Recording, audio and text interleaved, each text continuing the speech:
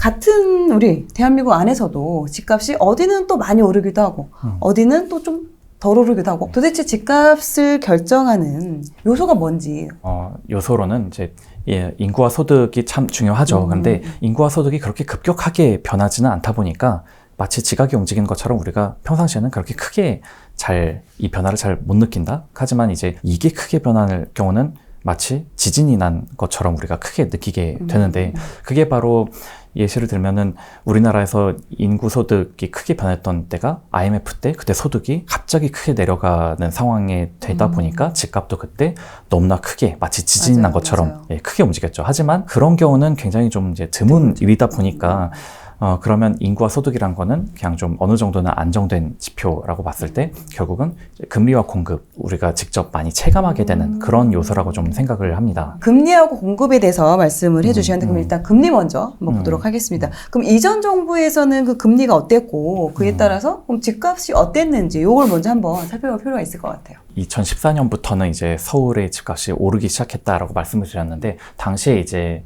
금리 상황을 일단은 시장금리도 있지만 전 기준금리만 놓고 이제 설명을 드릴게요. 네. 저 당시에 이제 기준금리가 이제 2.5%에서 시작을 해서 계속해서 금리를 내리게 됩니다.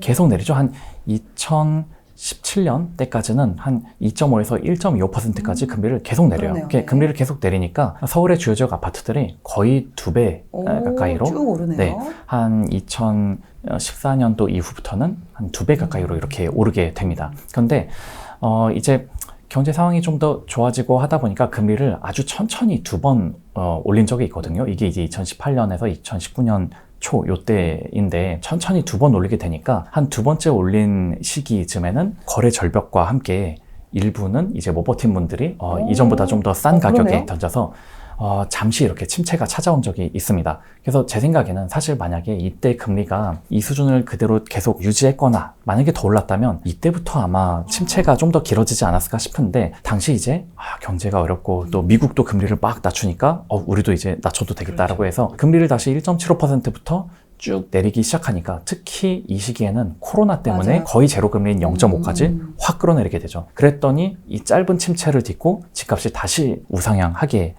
됐었고요. 반면에 이제 비서울 지역들 상황을 보시면 아까 이렇게 금리를 2.5에서부터 쭉 내렸을 때 그리고 뭐 잠깐 올렸을 때 이렇게 쭉 내리든 올리든 거의 변화가 없는 것을 이렇게 보실 수 있습니다. 2.5보다 금리를 내리면은 그 자체로 돈값이 싸진 거니까 유동성이 더 풀린 건 맞거든요. 근데 그 풀린 유동성이 서울과 일부 인기 지역으로만 흘러 들어갔다는 거죠. 그러니까 저 정도 낮춘 거로는 약간 비선호되는 지역이나 비선호되는 대형 아파트 이런 것까지로는 수요가 이렇게 쭉 흘러가지는 않았었는데 급기야 이제 코로나 덕분에 우리가 한 번도 경험하지 못했던 0.5%라는 기준금리를 쫙 내리게 되니까 그동안 안 올랐던 곳들마저도 갑자기 거의 2배 가까이 한 번에 반등을 하게 됩니다.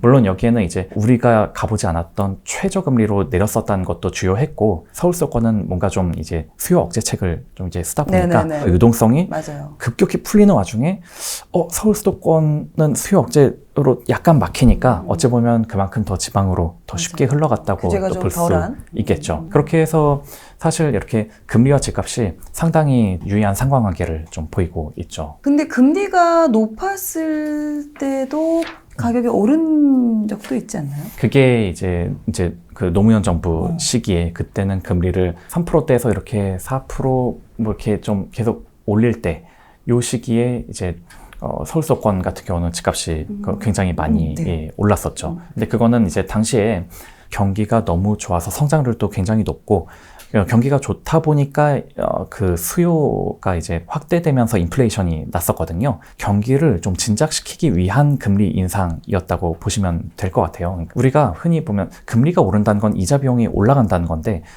금리가 오른 것보다도 내 소득이 더 많이 올라가면 그러면 이자 비용 오른 것 정도는 뭐 충분히 커버를 할 수가 있죠. 그런데 내 소득은 안 오르는데 이자 비용만 마구 금리가 올라서 이자 비용만 마구 올라 자산 투자 같은 거를 할 수가 없는 뭐 그런 상황으로 이어지게 된 거죠. 그때 당시는 성장률이 높았고 그로 인해서 전반적으로 소득도 많이 상승을 했었던 시기였었다. 그런데 지금 같은 경우는 그렇지는 못한 시기에 이제 금리만 빨리 올리니까 이렇게 자산 가격이 크게 조정을 받고 있는 거다. 이렇게 네, 말씀드릴 수 있습니다. 금리가 그 개인들이 거주하는 그런 전월세에도 영향을 끼치나요? 금리 자체가 월세에 직접적으로 영향을 준다고 생각하지는 않아요. 월세를 내가 얼만큼 받을 수 있느냐는 사람들의 소득 수준에 달린 거거든요. 그러니까 사람들 소득이 안 느는데 나는 월세를 계속 올리고 싶다? 이거는 그럼 정가가 되지가 않죠. 그러니까 월세는 사람들의 소득 수준 그리고 공급이 얼마나 많으냐에 달려 있다고 생각하거든요. 즉 소득도 오르고 내가 월세를 높이고 싶었는데 주위에 막 공급이 많아진다? 그러면 내가 또 역시 이 주위 공급과 경쟁해야 되니까 월세를 못 올리게 되죠. 월세 자체는 이제 사람들의 소득 그리고 공급 여기에 달려 있다라고 보시면 되는데, 반면에 전세 같은 경우는 여기서 전세는 이제 금리의 영향을 한번 이제 받게 됩니다. 우리가 지금 막 역전세가 나고 막 지금 이제 전세보다는 반전세로들 가고 이러고 있는 이유가 뭐냐면 이게 다 금리가 올랐기 때문인데요. 왜 금리가 오르면 이렇게 되느냐? 금리가 굉장히 낮을 때는 이 보증금을 내고 사는 게 월세 낸 거와 비슷하거나 아니면은 월세 낸 거보다 더 나았다는 판단을 한단 말이에요. 그러니까 이 보증금만큼을 대출해서 빌려서 나가는 대출 이자가 월세 내는 것보다 더 저렴하다. 그러면 다들 전세를 살죠. 그렇죠. 하지만 대출 이자가 너무 오르면 이제는 차라리 이 보증금 그냥 갚아버리고 월세 사는 게 오히려 더 싼데? 이런 식으로 이제 변하게 되거든요. 월세랑 비교해서 금리가 어느 수준이냐에 따라 전세가가 출렁이게 되는 거거든요. 전세 같은 경우 금리도 영향을 받는 이유가 그만큼 또 전세가 자체가 절대가적인 부분이 워낙에 또 많이 오른 부분이 있으니까 이게 1%만 올라도 그 절대적인 규모 자체가 워낙에 크다 보니까 그것도 부담감도 그만큼 또 많이 늘어나는 부분도 있지 않나. 자, 그럼 지금 앞에도 금리에 대해서 좀 말씀해 주셨고 또 집값을 결정하는 요소로 공급을 또 말씀을 해 주셨어요. 그렇다면 공급에 따라서 그럼 또 집값이 어떻게 변화를 하고 어떤 시그널을 또 조심해야 하는지. 공급이라는 게 우리가 흔히 이제 입주 물량으로 얘기를 하니까요. 입주 물량 추이를 한번 수도권 아파트에 대해서 네, 입주 물량을 좋습니다. 보시면요. 일단 입주 물량 추이는 이렇습니다. 이제 국토교통부의 공식적인 통계이고요. 수도권의 아파트 입주 물량입니다. 앞서 보셨던 실거래가로도 확인했듯이 대략 2008년부터 2013년은 집값이 떨어졌었던 기간이잖아요. 네. 근데 보시면 공급도 점점 줄어듭니다. 반대로 2014년부터는 이제 서울과 주요 수도권 지역은 집값이 반등한 걸로 알고 있는데 공급도 계속해서 늘어난 모습을 볼 수 있거든요. 공급이 줄어들면 집값이 오르고 공급이 늘어나면 집값이 하락한다와는 완전히 반대되고 있죠. 오히려 공급을 줄였더니 집값이 낮아지고 공급을 늘리니까 집값이 오른다? 이거는 좀 선후관계가 완전히 잘못된 거잖아요. 공급자 시각에서 저는 어떻게 말씀을 드리고 싶냐면 집값이 낮아지니까 건설사들이 공급을 안 한다. 집값이 오르니까 이제 집을 지으면 이익을 많이 낼 수 있으니까 건설사들이 공급을 늘린다. 공급이라는 거는 집값이 내려가냐 올라가냐에 따라 달라지는, 그러니까 집값에 따라 공급이 달라지는 거지 공급 때문에 집값이 달라진다라고 이렇게 추계획을 전도해서 해석하면은 좀 곤란하다라고 생각을 하는 거죠. 그러다 보니 주로 이제 우리가 흔히 접하는 정보들은 이제 뭐 올해는 작년보다 공급이 줄어서 집값이 오를 겁니다. 이런 게 과거에 이렇게 긴 시계열로 봤을 때는 그렇지 않다라는 거고요. 그러면 심지어 지금 이 경우는 보면은 무려 5년 동안이나 공급이 점점 줄었는데도 집값은 계속 낮아졌단 말이죠. 그러니까 상관관계를 공급 때문에 집값이 어떻게 된다라고 이렇게 말하기는 좀 어렵고, 다만 이제 이 정도 얘기는 할 수 있을 것 같은데 너무 오랜 기간 동안 공급이 줄어들었다 보니까 나중에 금리가 확 낮아졌을 때 이제 수요가 붙었을 때 공급이 만약에 좀 더 많았더라면 조금 덜 오르지 않았을까? 공급이 너무 적었던 만큼 나중에 집값이 크게 상승할 수 있는 어떤 그런 빌미는 좀 누적돼서 제공이 되었다? 그 정도로 해석을 하는 게 맞을 것 같습니다. 그럼 결론적으로 이제 왜 말씀해주신 집값 결정 요소로 이제 금리 그리고 이제 그 공급적인 부분, 이 부분을 좀 계속해서 좀 잘 봐야 되는 부분이 있는 것 같고, 내가 만약에 이제 금리도 어느 정도 안정이 되고 공급도 어느 정도 안정이 돼서 내가 만약에 이제 집을 매수해야 된다라고 생각이 들면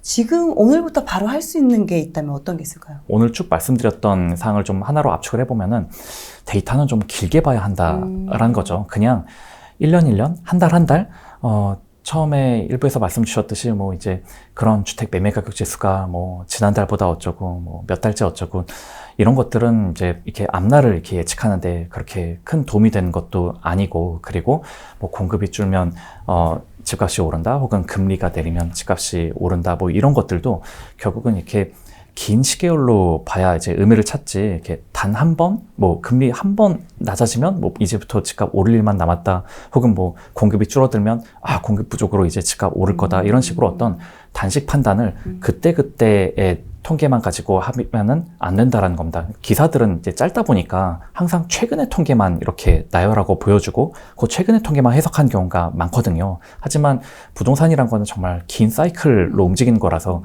지금도 수도권만 보셔도 무려 2008년, 7년까지 거슬러 가야 전고점이 이제 나올 정도로 이렇게 10에서 15년 사이클로 이렇게 움직이는 그렇죠. 자산이다 보니까 그런 자산을 뭐 몇 달, 뭐 혹은 뭐 1년? 뭐 요 정도 기간 정도의 통계만 보고서 섣불리 앞으로는 뭐 이제 우상향이다, 뭐 지금이 살 때다, 접근하시지 말고 좀 더 이제 데이터를 긴 시계열로 보면은 오히려 더 이렇게 편하게 기사나 언론으로 접하게 되는, 혹은 인터넷으로 유튜브로 혹은 접하게 되는 그런 거에서부터 좀 더 초연해질 수 있다고 생각이 들고, 모든 투자라는 거는 내가 초연하게 결정을 해야 리스크 관리도 겸하고 더 좋은 투자 성과로 이어질 수 있을 것 같다. 예, 그렇게 말씀드립니다. 네. 서울 시민들의 평균 소득으로 집을 사는 데까지 걸리는 시간이 12.2년이 평균이에요.